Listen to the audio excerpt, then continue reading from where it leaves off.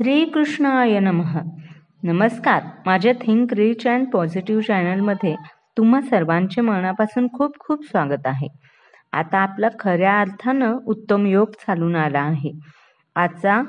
आजच्या या 11व्या अध्यायामध्ये भगवंतांचे साक्षात विश्वरूप दर्शन घडणार आहे. अध्याय 11वा, विश्वरूप दर्शन योग. श्लोक. सुदुर्दर्शमिदं रूपं दृष्टवानसि यन्मम देवा अप्यस्य रूपस्य नित्यं दर्शनकांक्षिणः. याचा अर्थ आहे, आता तू जे माझे रूप पाहत आहेस त्याचे दर्शन होणे अतिशय दुष्कर आहे. देवता सुद्धा हे मधुर रूप पाहण्याची संधी प्राप्त करण्याच्या नित्य प्रयत्नात असतात. अर्जुन भगवंतांना म्हणाला, या परमगुह्य आध्यात्मिक विषयाबद्दल तुम्ही कृपावंत होऊन जे उपदेश दिले आहेत ते ऐकून माझा मोह नष्ट झाला आहे.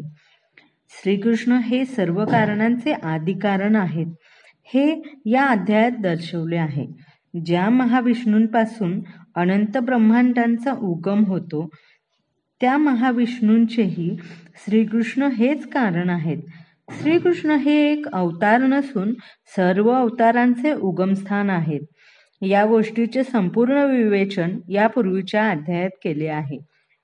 आता अर्जुनाविषयी सांगायचे तर तो म्हणतो की माझा मोह नष्ट झाला आहे. याचा अर्थ असा आहे की अर्जुन हा श्रीकृष्णांना एक साधारण मनुष्य किंवा आपले मित्र असे समजत नाही, तर तो श्रीकृष्णांना सर्व कारणांचे आदिकारण समजतो. अर्जुन हा अत्यंत प्रबुद्ध झाला आहे आणि श्रीकृष्णांसारखा आपला महान मित्र आहे म्हणून तो आनंदात आहे. परंतु तो विचार करत आहे की जर आपण श्रीकृष्णांचा आदिकारण म्हणून स्वीकार केला तर इतरही त्यांचा याप्रमाणे स्वीकार करतीलच असे नाही. म्हणून सर्वांकरता श्रीकृष्णांचे दिव्य स्वरूप प्रस्थापित करण्यासाठी तो श्रीकृष्णांना विश्वरूप प्रकट करण्याची विनंती करत आहे. वास्तविकपणे जेव्हा मनुष्य श्रीकृष्णांचे विश्वरूप पाहतो तेव्हा तो अर्जुनाप्रमाणेच भयभीत होतो. परंतु श्रीकृष्ण हे इतके दयाळू आहेत की आपले विश्वरूप प्रकट केल्यावर ते पुन्हा आपले मूळ रूप धारण करतात. श्रीकृष्ण हे केवळ आपल्या हितार्थ बोलत असल्याचे अर्जुन स्वीकारतो. म्हणून आपल्या बाबतीत जे काही घडत आहे ते श्रीकृष्णांच्या कृपेमुळेच घडत आहे हे तो मान्य करतो. त्याला आता पक्की खात्री पटली आहे की श्रीकृष्ण हे सर्व कारणांचे कारण आहेत आणि तेच प्रत्येकाच्या हृदयात परमात्मा रूपाने स्थित आहेत. अर्जुन पुढे म्हणतो, हे कमल नयना, जीवांच्या उत्पत्ती आणि लयाबद्दल मी तुमच्याकडून सविस्तरपणे ऐकले आहे आणि मला तुमच्या अगाध अव्ययी महात्म्याची अनुभूतीही झाली आहे. हे पुरुषोत्तम, हे परमेश्वर, तुम्ही स्वतः वर्णन केल्याप्रमाणे तुमचे मूळ स्वरूप मी जरी माझ्या समोर पाहत असलो तरीही या प्राकृत सृष्टीत तुम्ही कसे प्रविष्ट झाला आहात हे मी पाहू इच्छितो. मला तुमचे हे रूप पाहण्याची इच्छा आहे. हे प्रभो, मी तुमचे विश्वरूप पाहणे शक्य आहे असे जर तुम्हाला वाटत असेल तर हे योगेश्वरा, तुम्ही कृपया ते आपले अमर्याद विश्वरूप मला दाखवा. यावर श्री भगवान म्हणतात, हे अर्जुना, हे पार्था, आता माझे ऐश्वर्य पहा. अलौकिक आणि नाना वर्णांनी युक्त अशी माझी सहस्रावधी रूपे पहा. हे भरतश्रेष्ठा, आदित्य, वसु, रुद्र आणि अश्विनी कुमारांच्या विविध रूपांना आणि इतर सर्व देवदेवतांना या ठिकाणी पहा. यापूर्वी कोणत्याही मनुष्याने कधीच न पाहिलेल्या किंवा न ऐकलेल्या अनेक अद्भुत रूपांना पहा. हे अर्जुना, तू जे काही पाहू इच्छितोस ते आता माझ्या या देहामध्ये पहा.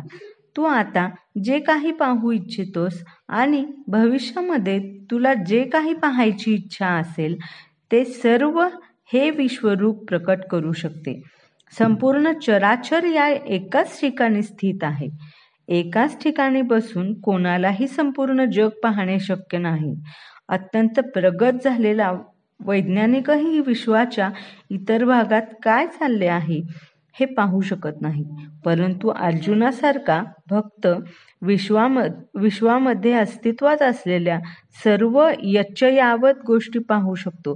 भूत, वर्तमान आणि भविष्य यापैकी अर्जुनाला जे काही पाहायचे आहे ते सर्व पाहण्यास श्रीकृष्ण त्याला शक्ती प्रदान करतात. याप्रमाणे श्रीकृष्णांच्या कृपेने अर्जुन सर्व काही पाहू शकत होता. भगवंत म्हणतात, परंतु तू तुझ्या वर्तमान नेत्रांनी मला पाहू शकणार नाहीस, म्हणून मी तुला दिव्य नेत्र प्रदान करतो. माझे योग ऐश्वर्य पहा. आता इथे संजय राजाला म्हणतो, हे राजा, या प्रकारे बोलून महायोगेश्वर पुरुषोत्तम भगवंतांनी आपले विश्वरूप अर्जुनाला दाखवले. अर्जुनाने या विश्वरूपात असंख्य मुखे, असंख्य नेत्र, असंख्य अद्भुत दृश्ये पाहिली. हे रूप अनेक अलौकिक अलंकारांनी विभूषित झालेले आणि अनेक दिव्य शस्त्रांनी सज्ज झालेले होते. या विश्वरूपाने दिव्य वस्त्रे आणि माळा धारण केल्या होत्या आणि अनेक दिव्य सुगंधी द्रव्यांचा त्यांच्या शरीराला लेप दिला होता. विश्वरूपाच्या बाबतीत सर्वच अद्भुत, तेजस्वी, अनंत आणि सर्वव्यापी होते. आकाशामध्ये एकाच वेळी जर हजारो सूर्यांचा उदय झाला तर कदाचितच त्यांचे तेज भगवंतांच्या विश्वरूपातील तेजाची बरोबरी करू शकेल. अर्जुनाने जे पाहिले ते अवर्णनीय होते. तरी पण संजय त्या विश्वरूपाची कल्पना धृतराष्ट्राला देण्याचा प्रयत्न करीत आहे. संजय किंवा धृतराष्ट्र दोघेही युद्धभूमीवर उपस्थित नव्हते, परंतु व्यासकृपेमुळे युद्धभूमीवर जे काही घडत होते ते सर्व काही संजय पाहू शकत होता. म्हणून तो ज्याप्रमाणे समजू शकला त्याप्रमाणे त्याने विश्वरूपाची तुलना काल्पनिक परिस्थितीशी केली. त्यावेळी अर्जुनाने भगवंतांच्या विश्वरूपामध्ये एकाच ठिकाणी स्थित असलेली परंतु अनंत ग्रहांमध्ये विभागलेली ब्रह्मांडाची विस्तृत रूपे पाहिली.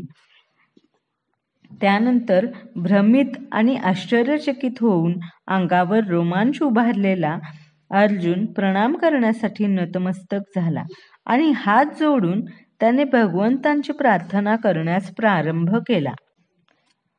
अर्जुन म्हणाला, हे भगवन, हे कृष्ण, मी तुमच्या शरीरात एकत्रित झालेल्या सर्व देवतांना आणि इतर विविध जीवांना पाहतो.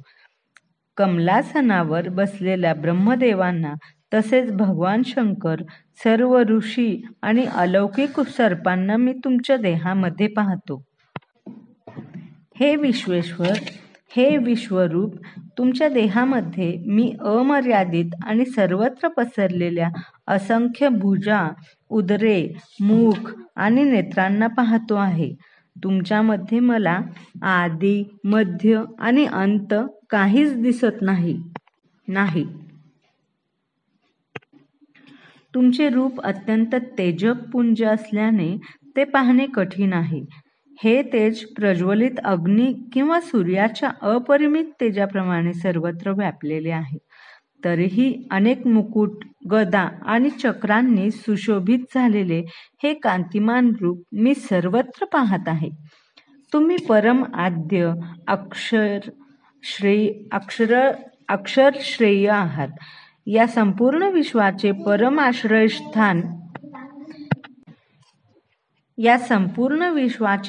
आश्रयस्थान तुम्ही आहात. तुम्ही अव्ययी आणि पुरातन आहात. तुम्हीच शाश्वत धर्माचे पालक, पुरुषोत्तम भगवान आहात. हे माझे मत आहे. भगवंतांचे षडैश्वर्य अनंत आहेत. या गोष्टीची या ठिकाणी तसेच इतरत्रही पुनरुक्ती करण्यात आली आहे. परंतु शास्त्रांनुसार श्रीकृष्णांच्या महिमांची पुनरुक्ती हा साहित्यिक दोष मानला जात नाही. असे म्हटले आहे की भारावून गेल्यावर किंवा विस्मय किंवा तल्लीन झाल्यावर अशा विधानांची पुनरुक्ती होत असते. तो दोष नव्हे. तुम्ही एकट्यानेच संपूर्ण आकाश, ग्रहलोक आणि त्यांच्यामधील सर्व दिशा व्याप्त केल्या आहेत. हे महात्मन, तुमचे हे उग्र आणि अतिशय अद्भुत रूप पाहून सर्व ग्रहलोक अतिशय व्यथित झाले आहेत. सर्व देवतागण तुम्हाला शरण येऊन तुमच्यामध्ये प्रवेश करत आहेत. त्यांच्यापैकी काही अत्यंत भयभीत झाल्यामुळे हात जोडून तुमची प्रार्थना करत आहेत. महर्षीगण आणि सिद्धगण स्वस्ती म्हणजे शांती असे म्हणून वैदिक स्तोत्रांनी गायन करून तुमची स्तुती करत आहेत. सर्व भुवनातील देवदेवता विश्वरूपाच्या भयंकर रूपाने आणि प्रखर तेजाने भयभीत झाले आहेत आणि म्हणून रक्षणार्थ तेच भगवंतांची प्रार्थना करत आहेत. रुद्रगण, आदित्यगण, वसुगण, साध्यगण, विश्वेदेव, अश्विनी कुमार, मरुदगण, पितृगण, गंधर्व, यक्षगण, असुर आणि सिद्ध देवता विस्मित होऊन तुम्हाला पाहत आहेत. हे महाबाहू, देवतांसहित सर्व लोक तुमचे अनेक नेत्र, भुजा, मुखे, जांघा, पाय, उदरे आणि अनेक अकराळ विक्राळ दाढा असणारे महाकाय रूप पाहून अतिशय व्यथित झाले आहेत आणि त्यांच्याप्रमाणेच मी सुद्धा व्यथित झालो आहे. हे सर्वव्यापी विष्णू, अनेक तेजस्वी वर्णांनी युक्त तुम्ही आकाशास भिडलेली तुमची आव असलेली मुखे आणि प्रदीप्त विशाल नेत्र असलेले रूप पाहून माझे मन भयाने व्यथित झाले आहे. त्यामुळे मी धैर्य आणि मानसिक संतुलन राखू शकत नाही. हे देवाधिदेव, हे जगन्निवास, कृपया माझ्यावर प्रसन्न व्हा. तुमची मृत्यूरूपी प्रज्वलित मुखे आणि अकराळ विक्राळ भयंकर दाढा पाहून मी माझे संतुलन राखू शकत नाही. सर्वच बाजूंनी मी गोंधळलो आहे. स्वपक्षीय राजांसहित सर्व धृतराष्ट्रपुत्र, भीष्म, द्रोण, कर्ण आणि आमच्या पक्षातील मुख्य योद्धेही तुमच्या भयंकर मुखात त्वरित प्रवेश करत आहेत. काही जण तुमच्या दातांमध्ये अडकून त्यांच्या मस्तकांचा चुराडा झाल्याचे मला दिसत आहे. यामध्ये अर्जुन पाहत आहे की विरुद्ध पक्षातील प्रमुख सेनानी म्हणजे भीष्म, द्रोण, कर्ण आणि सर्व धृतराष्ट्रपुत्र व त्यांचे सैन्य आणि अर्जुनाचे स्वतःचे सैन्य या सर्वांचा संहार होत आहे. यावरून दर्शवले जाते की कुरुक्षेत्री जमलेल्या जवळजवळ सर्व लोकांच्या मृत्यूनंतर अर्जुन विजयी होईल. अपराजित समजल्या जाणाऱ्या भीष्मदेवांचाही संहार होणार असल्याचा उल्लेख या श्लोकात आढळतो. त्याचप्रमाणे कर्णाचाही संहार होत आहे. केवळ विरुद्ध पक्षीय भीष्मांसारख्या महान योद्ध्यांचाच संहार होणार आहे असे नाही, तर अर्जुनाच्या पक्षातील काही महान योद्ध्यांचाही विनाश होणार आहे. ज्याप्रमाणे नद्यांचे अनेक प्रवाह समुद्रामध्ये प्रवेश करतात, त्याप्रमाणे हे सर्व महान योद्धे प्रज्वलित होऊन तुमच्या मुखांमध्ये प्रवेश करत आहेत, असे अर्जुन म्हणतो. ज्याप्रमाणे पतंग आपल्या विनाशाकरता प्रदीप्त अग्नीमध्ये प्रवेश करत असतात, त्याचप्रमाणे हे सर्व लोक द्रुत गतीने भराभर तुमच्या मुखामध्ये प्रवेश करत असल्याचे मी पाहत आहे. हे विष्णू, तुम्ही आपल्या प्रज्वलित मुखांनी सर्व बाजूंनी सर्व लोकांना गिळंकृत करत असल्याचे मी पाहत आहे. आपल्या तेजाने तुम्ही संपूर्ण जगत व्यापून उग्र प्रखर होरपळणाऱ्या किरणांनी प्रकट झाला आहात. हे देवाधिदेव, कृपया मला सांगा की उग्र रूपधारी तुम्ही कोण आहात? मी तुम्हाला प्रणाम करतो. कृपया माझ्यावर प्रसन्न व्हा. तुम्ही आदिपुरुष आहात. मी तुम्हाला जाणू इच्छितो, कारण मला तुमचे प्रयोजन माहीत नाही. यावर श्री भगवान म्हणाले, जगतांचा विनाश करणारा काळ मी आहे आणि सर्व लोकांचा संहार करण्यासाठी मी या ठिकाणी आलो आहे. तुझ्या व्यतिरिक्त पांडवांव्यतिरिक्त दोन्ही सैन्यातील सर्व योद्ध्यांचा विनाश होणार आहे. श्रीकृष्ण हे आपला मित्र आणि स्वयं भगवान आहेत हे जरी अर्जुनाला माहीत होते, तरी श्रीकृष्णांनी प्रकट केलेल्या विविध रूपांमुळे तो गोंधळून गेला. म्हणून तो पुढे विचारतो की या प्रलयकारी शक्तीचे वास्तविक प्रयोजन काय आहे? अखेरीस सर्व ब्राह्मण, क्षत्रिय व इतर सर्वजण भोजनाप्रमाणे भगवंतांद्वारे भक्षिले जातात. भगवंतांचे हे रूप सर्वभक्षी राक्षसाप्रमाणे आहे आणि या ठिकाणी श्रीकृष्ण स्वतःला त्या सर्वभक्षक काळाच्या रूपामध्ये प्रस्तुत करतात. पांडवांव्यतिरिक्त युद्धभूमीवरील उपस्थित असणाऱ्या प्रत्येकाचा भगवंतांकडून संहार होणार होता. युद्ध करण्यास अर्जुन अनुकूल नव्हता आणि युद्ध न करणे हेच उत्तम असल्याचे त्याला वाटत होते, कारण यामुळे निराशा तरी वाटणार नव्हती. याला उत्तर म्हणून भगवंत सांगतात की तू जरी युद्ध केले नाहीस तरी त्यापैकी प्रत्येकाचा नाश होणार आहे, कारण ही माझी योजना आहे. जर अर्जुनाने युद्ध थांबवले असते तर त्यांचा मृत्यू अन्य प्रकारे होणार होता. जरी त्याने युद्ध केले नाही तरी मृत्यूला अडवणे शक्य नव्हते. वास्तविकपणे त्यांचा मृत्यू आधीच झाला होता. काळ हा संहारक आहे आणि सर्व अभिव्यक्तींचा भगवंतांच्या इच्छेने विनाश होणार आहे. हाच प्रकृतीचा नियम आहे.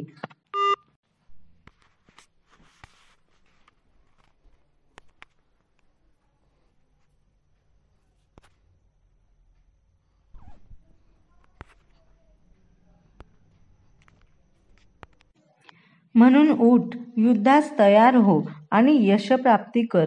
शत्रूवर विजय मिळव आणि समृद्ध राज्याचा उपभोग घे. माझ्या योजनेनुसार त्यांचा पूर्वीच मृत्यू झाला आहे आणि हे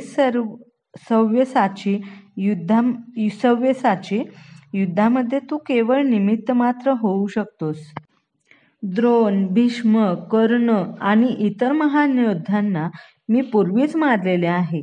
म्हणून तू त्यांचा वध कर आणि व्यथित होऊ नकोस. केवळ युद्ध कर. यामुळे युद्धामध्ये तू शत्रूवर विजय प्राप्त करशील. प्रत्येक योजना ही भगवंतांनी केलेली असते, परंतु आपल्या भक्तावर भगवंतांची इतकी विशेष कृपा असते की जे भक्त त्यांच्या इच्छेनुसार त्यांच्या योजना कार्यान्वित आणतात त्या भक्तांनाच भगवंत सारे श्रेय देतात. म्हणून जीवनाचे रहाट गाडगे अशा पद्धतीने चालवावे जेणेकरून प्रत्येकजण कृष्ण भावना भावित कर्म करू शकेल आणि आध्यात्मिक गुरूच्या माध्यमाने भगवंतांना जाणू शकेल. भगवंतांची इच्छा केवळ त्यांच्या कृपेनेच जाणता येते आणि भक्तांची योजना हीच भगवंतांची योजना असते.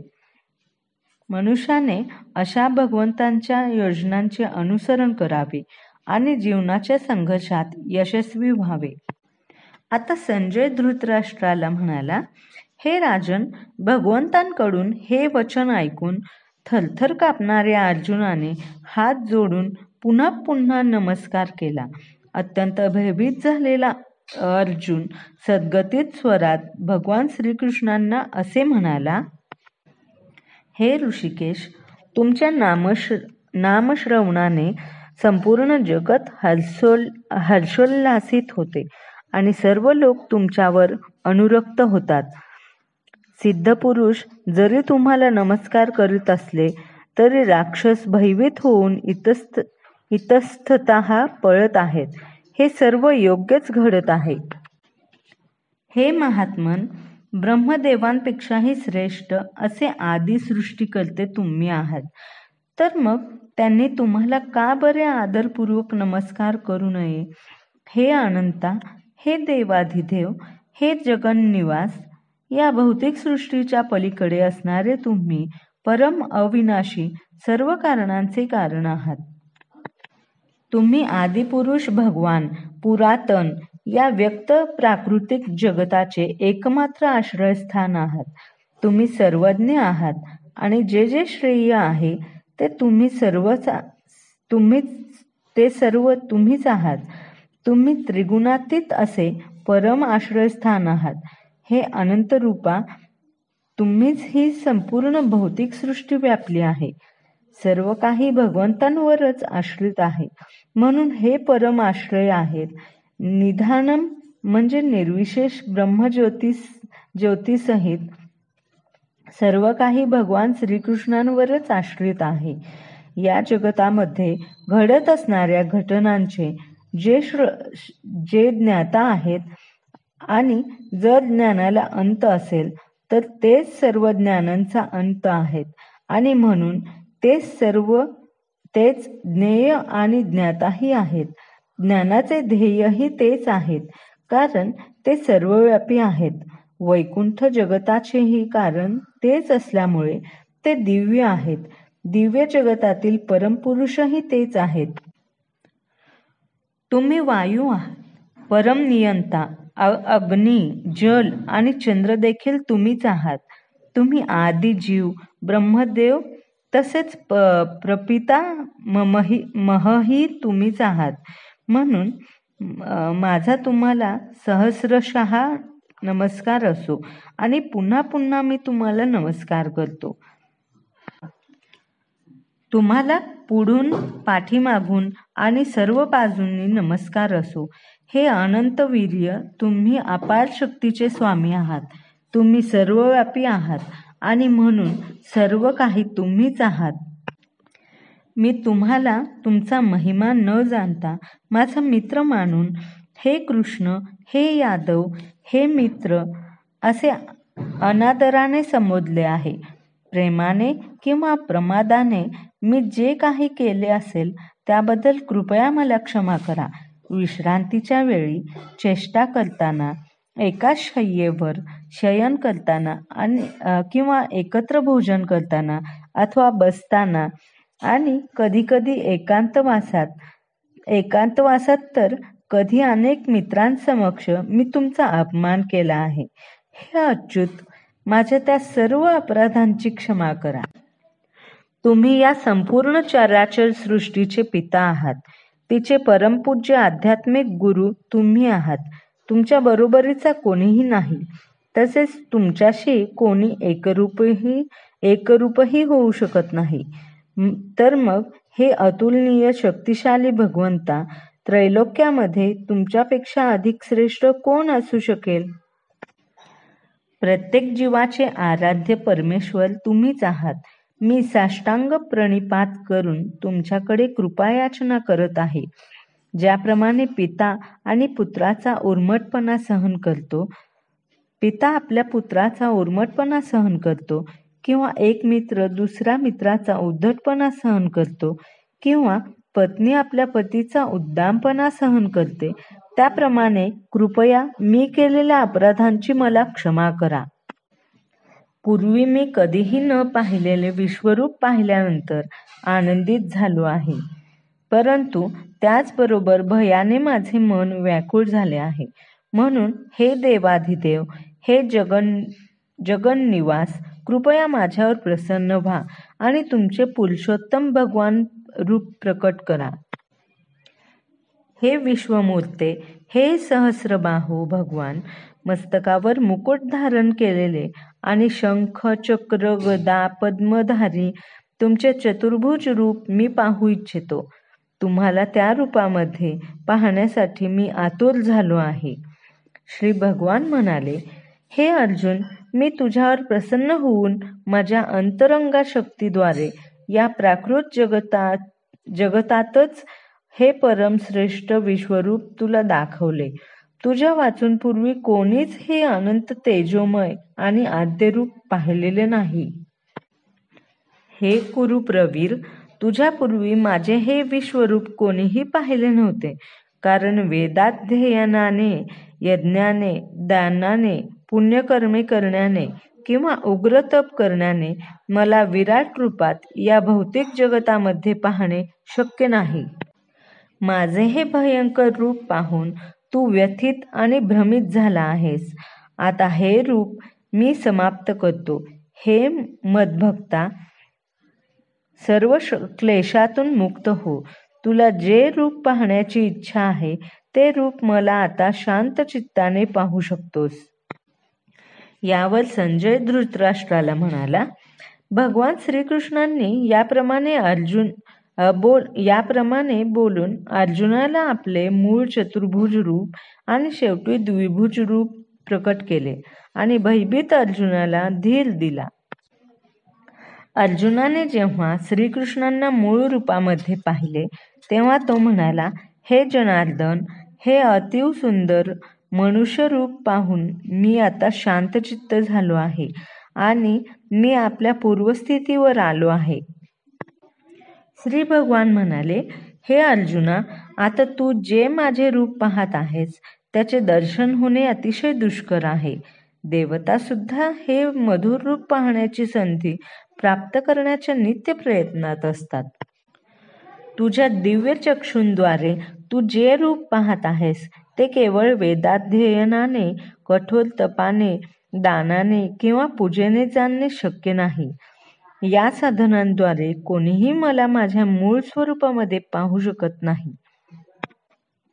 हे अर्जुना, मी जसा तुझ्या समोर उभा आहे तसे मला केवळ अनन्य भक्ती योगानेच जाणणे शक्य आहे आणि या प्रकारे मला साक्षात पाहता येते.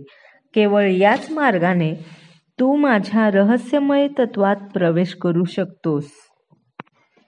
हे अर्जुना, जो सकाम कर्म आणि तर्कवादाच्या संघातून मुक्त होऊन माझ्या विशुद्ध भक्तीमध्ये संलग्न होतो तो माझ्या प्रीत्यर्थ कर्म करतो. मला आपल्या जीवनाचे परम लक्ष्य मानतो आणि सर्व प्राणिमात्रांशी मित्रत्वाने वागतो. तो निश्चितपणे मला प्राप्त होतो. पाठवलं बघा.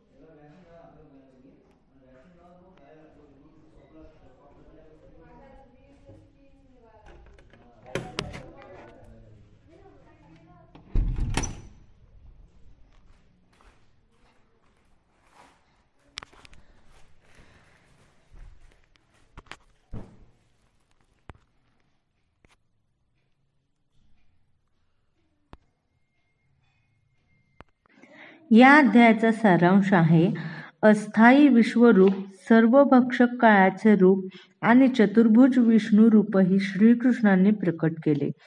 यावरून सिद्ध होते की श्रीकृष्ण हे या सर्व रूपांचे उगमस्थान आहेत. असे नाही की मूळचे विश्वरूप आहे आणि त्यापासून श्रीकृष्णांची किंवा श्री विष्णूंची अभिव्यक्ती झाली. श्रीकृष्ण हे सर्व रूपांचे मूळ आहेत. विष्णू रूपेही अगणित आहेत. परंतु भक्ताला श्रीकृष्णांच्या मूळ द्विभुज रूपधारी श्यामसुंदर रूपा वाचून इतर कोणतेही रूप महत्वपूर्ण नसते. ब्रह्मसंहितेत म्हटले आहे की जे श्रीकृष्णांच्या श्यामसुंदर रूपावर प्रेमाने आणि भक्तीने अनुरक्त झाले आहेत ते सदैव श्री श्यामसुंदर रूपाव्यतिरिक्त इतर काहीही आपल्या हृदयात पाहू शकत नाही. 11व्या अध्यायाच्या तात्पर्यावरून मनुष्याने हेच जाणले पाहिजे की कृष्णरूप हेच परमश्रेष्ठ आणि महत्वपूर्ण आहे. अध्याय समाप्त.